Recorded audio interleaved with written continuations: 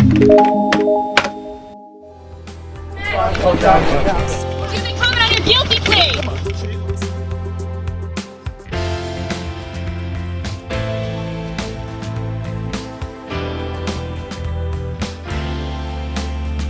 Rachel Bernstein, thanks so much for coming back on to Talk Beliefs from your office in Los Angeles. Now, we know you, of course, as the host of the Indoctrination podcast, and you also work with ex-cult members, including those involved in NXIVM, a group that is the subject of two recent documentaries, The Vow and also Seduced, inside the NXIVM cult, which you appeared in. So how have you been doing, Rachel? I can only assume that since the trial of NXIVM leader Keith Raniere and the two documentaries that have come out, you've been up to your eyes in questions about this particular cult. Hi, Mark. It's nice to see you again. And yes, I have been. And that is it's a fair assessment to say that it's been on people's minds.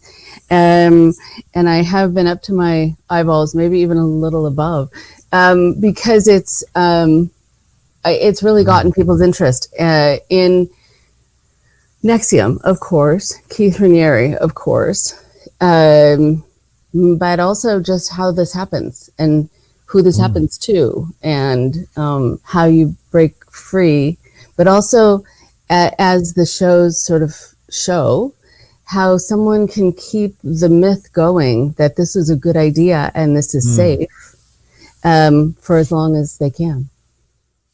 You were a consultant on the Seduced documentary, and this was because it focused on Catherine and India Oxenberg, who you have counseled and supported. Catherine came to you because her daughter India was in this cult, and later, after India left, she too came to you for cult counseling.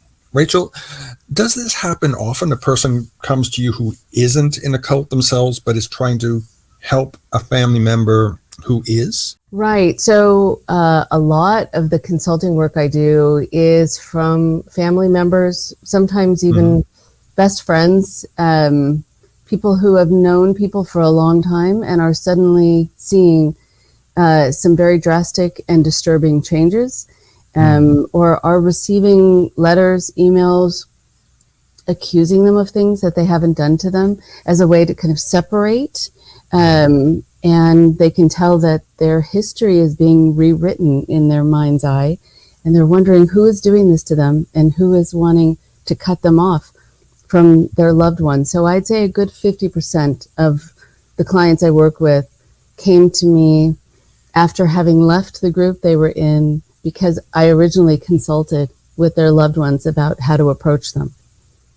Well, this interview is going to be about influencers and how all of us are more easily influenced than we may think. So let's just focus on this through the lens of the NXIVM cult.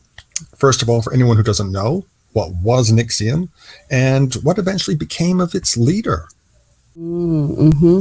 So, it's interestingly, to jump to the end and then go back to the beginning, there are people who are still adherents, people who are outside the court and showing their allegiance to Keith still. And even though he has gotten 120 years in jail, which just happened a few weeks ago, but still there are people who are, wanting to still show that they are diehard followers, which is quite incredible, but not unusual. So NXIVM was what a lot of cults are, which is that they pretend to be something they're not. They offer a course, this ESP, which I always think is sort of interesting acronym, but it's this executive success programs. No one would ever think that this was a place where he was going to be trying to sleep with the women or have them eventually branded, because it doesn't sound at all like something nefarious. It actually is and was kind of an attractive name, an attractive kind of pull for people who wanted to make their lives better, wanted to get past the fears that were standing in their way, and wanted to be more of a success. And there's nothing wrong with that pursuit. What was interesting about Keith Raniere's trial, which was recent, was that it happened at all, first of all, because so many cult leaders get away with way too much, and sometimes forever. And so it's a rarity, an unfortunate rarity, that justice is served in these situations. And there are many people still who know that the person who has done this to them is still off doing it to other people. They've just sort of renamed their group, or they're going under a different moniker. They've moved to another country, but they're still doing the same things. And the followers, the victims, are the ones left with either not being believed because this person is so charismatic and, you know, knows how to play to the cameras, especially, or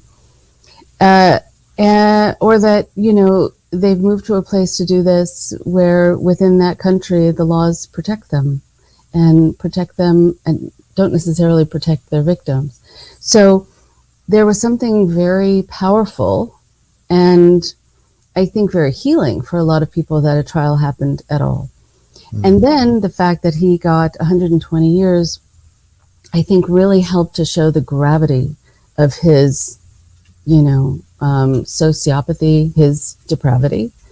And I think also for a lot of people who were involved in the trial, where it was very hard for them, people who he had hurt, people whose lives had been taken over by this and destroyed by this, it was nerve-wracking and awful for them to be in the courtroom and for them to have to tell their stories, to have to worry about seeing him in the room, because there's still something about the way he looked at them that had an impact on them, went right through them, but they had to fight against that, even just to give their testimony.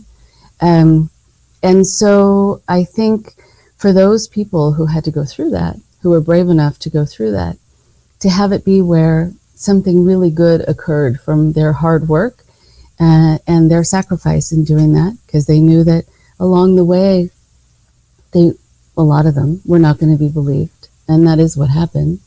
Now the public understands, and unfortunately sometimes it takes something this big to have the public say, oh, I guess that thing can happen, and I wish it didn't take so much effort.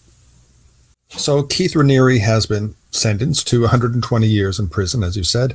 Cult leaders like Raniere are not always brought to justice. So would you say that the sentencing will have a healing effect not only on his victims, but also for survivors of other cults?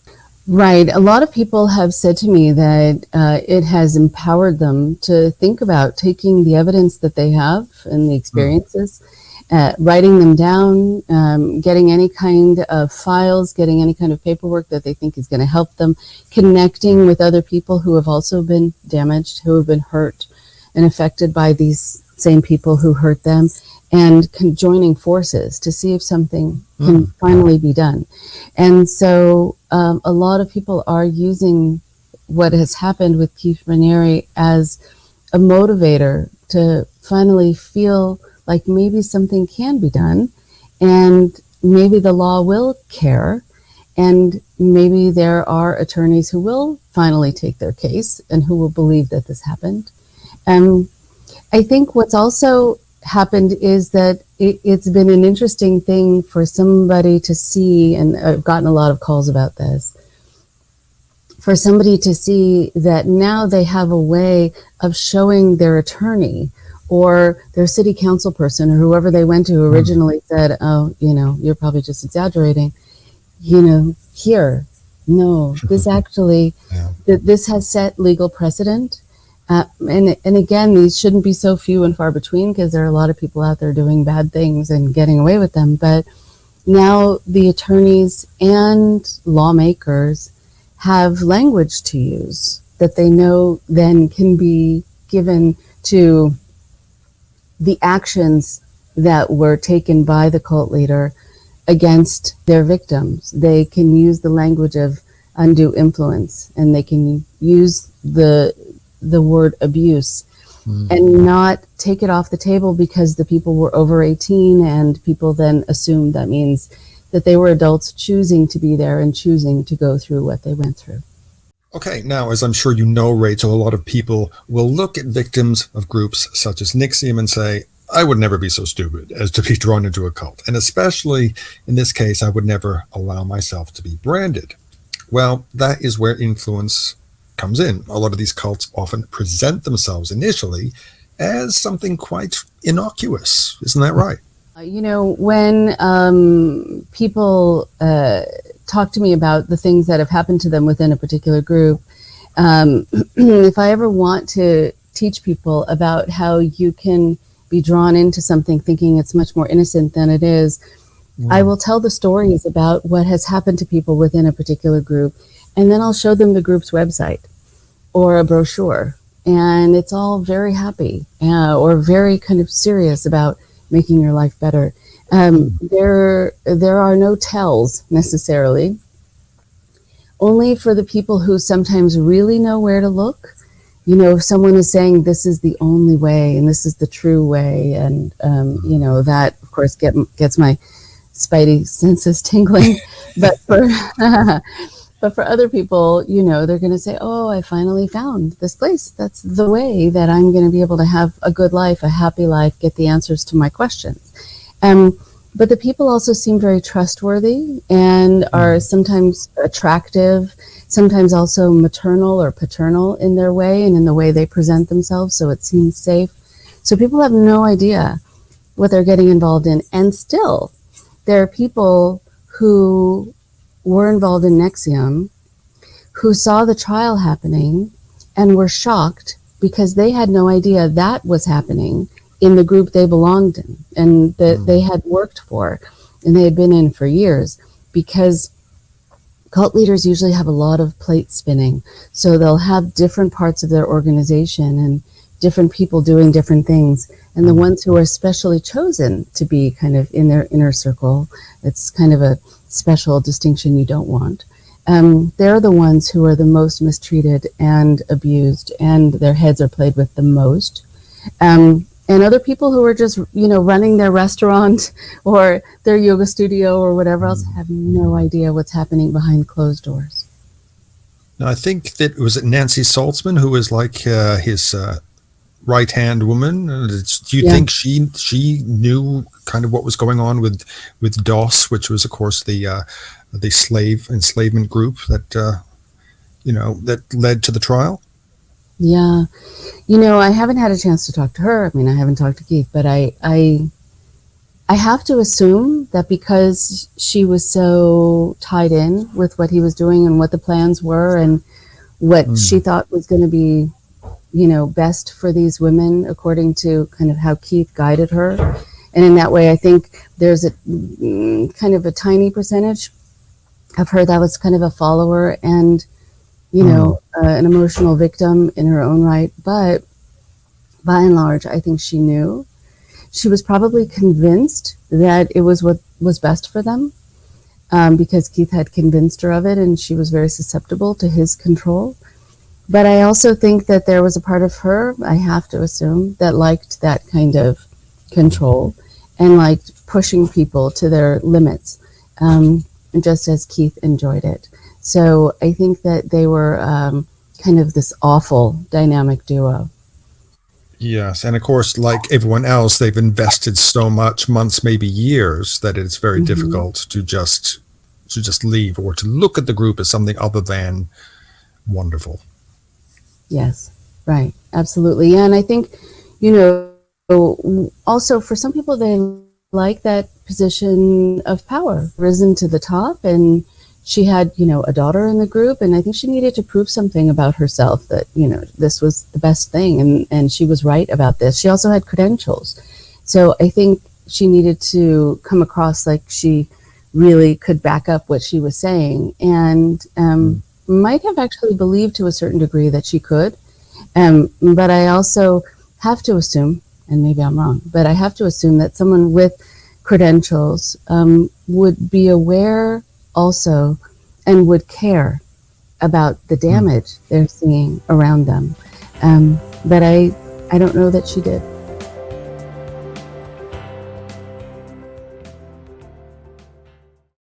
You've often said on your podcast, Indoctrination, that anyone is able to be influenced. So can you explain how this is possible? Right. So there is something very interesting about the human potential to be influenced. It's actually a good thing. It's a necessary thing. It's an evolutionary need. We are people who learn from each other. We are people who have been in communities for millennia. And those communities have taught us. Those communities also have let us know sometimes where there was danger. And so we needed to be motivated and changed and affected by how other people were guiding us. Because I think there was the need for safety, and that's how we got safety. And if there could be someone in charge of the community whose role it was to teach us and to have us learn, don't go there, but go there, don't trust this person, don't do this, don't do that. If we were people who were impervious to influence, I think we would have died out a long time ago. So the problem with that, though, is that because we're open to influence, and we are more so also when we're younger, but it happens still throughout our lives. That's why marketing does as well as it does for people of all ages. I think that we are able then to be influenced by people who can present themselves as trustworthy and who can say they have the answer that we need. And if they are good at being salespeople for that message, and if they're good at kind of coming across a particular way to us, they could be very different from behind the scenes and you wouldn't know it. Narcissists have two personas, very polished outward personas that can be really very motivating and influencing. And so the goal is not to be less influenced, it's to know who you let in your life to be your influencer. You have every right to go to a mentor, to a teacher, to someone to guide you. But there are snake oil salesmen and really dangerous people out there who will utilize the fact that we are open to influence for their own gain and at your expense. And I know you've spoken to about something, techniques of persuasion and persuasion. What did you mean by both of those? So it's something, that's a term that was coined, I believe, by a man named Robert Cialdini, and he's written some good books on persuasion and influence. And, he's spoken at different cult conferences in the past, and he comes from a business model, actually. He comes from a model of where people can get more sales. And, within a cult, people are sometimes selling a product, or they're selling themselves, or they're selling God, or whatever it is that they're selling, the answers, the truth, and other words that usually are just sort of word salad, but things that are, undefinable and unquantifiable, but sound really nice. And so I think that when he talked about persuasion, he talked about people being able to be not only persuaded by a message, but have their behavior guided so that they felt like they couldn't say no, like the whole idea of reciprocity.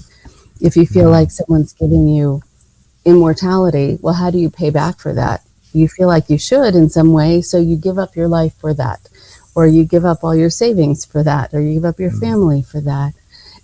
But persuasion is this idea of getting people kind of groomed for the persuasion, getting them ready to be persuaded and more open to being persuaded. And a lot of that happens usually with the sort of cult of personality, with having the person in charge really come across as someone who has been fundamental in changing the lives of so many people, or has shown themselves to be, kind of giving, sort of selfless tutors and guides, and they're not selfless at all, but they can come across that way. And then as soon as they start wanting to persuade you or trying to persuade you, you're going to be more open to it because they've substantiated something about themselves, even if it's false, but they've given you a certain impression, not only about themselves, but about what they're offering you, and also about how these teachings have helped countless other people, and they'll often give false testimonials about all of that. Because I know when watching both the documentaries, what came across, I think it was more so in The Vow, is that when new members came to NXIVM, they heard about the leader, Vanguard, who had this name, but they didn't see him for quite a while. And though it was like he was waiting to present himself and build up a mystique, would you say? Yeah. So that's the persuasion. So that is where you think it's sort of like if, in the days before COVID when we went to concerts. So there was an opening band. I always felt bad for the opening band, even though some of them were great.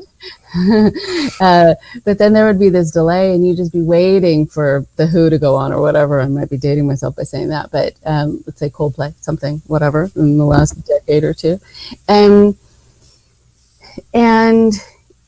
there was a purposeful waiting period. There was this groundswell of enthusiasm and chanting. And so even if people had never heard these people's music before and had just been dragged along to a concert by a friend, they were going to assume that whoever came on the stage was going to be incredible because they could see the power around them of the enthusiasm and people just chomping at the bit, needing to see that band right away and not being able to wait another second.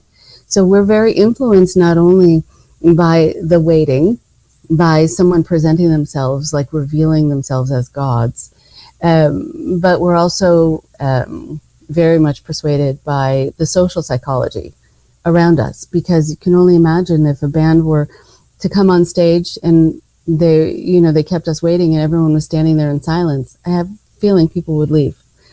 And so there's a cultivation of enthusiasm and this mystique.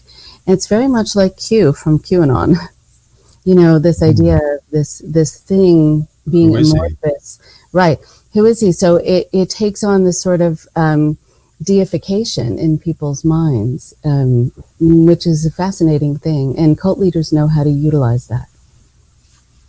Well, I'm sure that you'll continue to speak out about NXIVM and work with ex-members of the cult, and no doubt it'll be the subject of upcoming indoctrination podcasts. And speaking of which, what's coming up on your show? What can people look out for? I'm so glad you asked, Mark. So what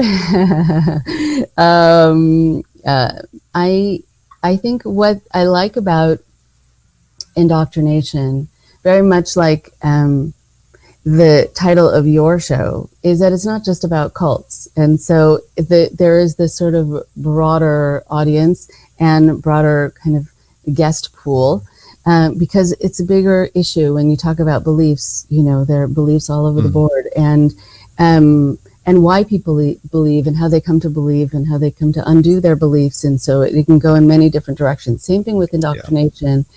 We're going to be having on the show actually somebody who was involved in something that needs to be covered a lot more with teen treatment and residential treatment industry, with the rampant abuse of some of these wilderness programs for teens and places. Oh yes, I've done a lot on that. Yes, and thank goodness you have. So someone's going to be coming on next week and then the week after talking about that. Going to have a former NXIVM member on again, a different one. And I think also people who want to be able to talk about having gone from kind of out of the frying pan into the fire, where they were raised in a restrictive environment, or they were raised in a place run by a narcissist, and then found themselves married to a person very similar, or drawn to those kinds of personalities, and it needed to kind of break off the spell, because that's the only kind of relationship they knew, where they kind of fed the ego of somebody else and lost their selves, a sense of self along the way. And also someone who is hopefully going to be talking about things from a political perspective. I did a little 10-minute thing about the recent election in the US, and also why former cult members were very triggered by who was and still is for a little while the president in our country, and how he could do no wrong in people's eyes, even though he did a lot that was wrong.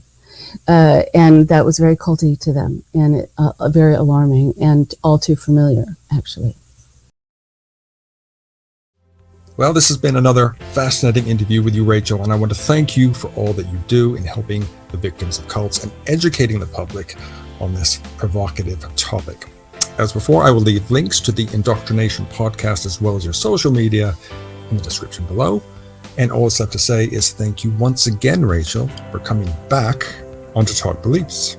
Thank you so much. Thanks for the opportunity, and thank you for all the work that you do and all the work you've been doing now for quite some time. I'm sure you have an incredible library that people should access, with a lot of interesting guests coming from a lot of different perspectives, sharing a lot of painful experiences, but also sharing a lot about how they healed from them, which is incredibly important to learn about.